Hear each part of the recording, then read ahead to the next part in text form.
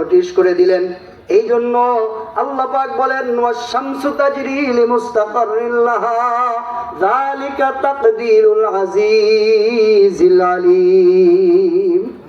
আল্লাহ বলেন ওয়াশ-শামসু তাজরি, ঘুরবে ঘুরবে, এই সূর্যটা ঘুরবে, লিমুস্তাকাররিন লাহা, কিন্তু তার জন্য আমি আল্লাহ যে সীমানা নির্ধারণ করেছি ওই সীমানার বাইরে যেতে পারবে না।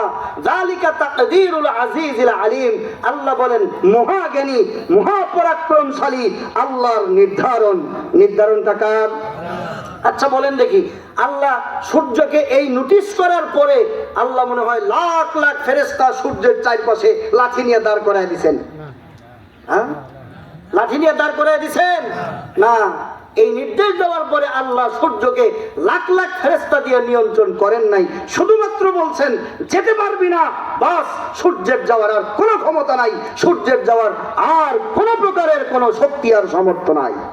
এজন্যই তো কবিতার ভাষায় বড় চমৎকার করে বলছেন যে আল্লাহ তাআলা পৃথিবীর ভিতরে যে নিজামকে আল্লাহ তাআলা তৈরি করছেন, আল্লাহ পাক বলেন যে দেখো আমি যে এগুলোকে নিয়ন্ত্রণ করি, এগুলোকে মাথা খাটাইলেই তো তুমি বুঝতে পারো। চাঁদের ক্ষমতা নাই, চাঁদের ক্ষমতা নাই, চাঁদের ক্ষমতা নাই সূর্যকে ধরার, সূর্যের ক্ষমতা নাই পৃথিবীকে ধরার, রাতের ক্ষমতা নাই দিনকে অতিক্রম করার, দিনের ক্ষমতা নাই একটু পিছে এসে রাতকে অতিক্রম করার।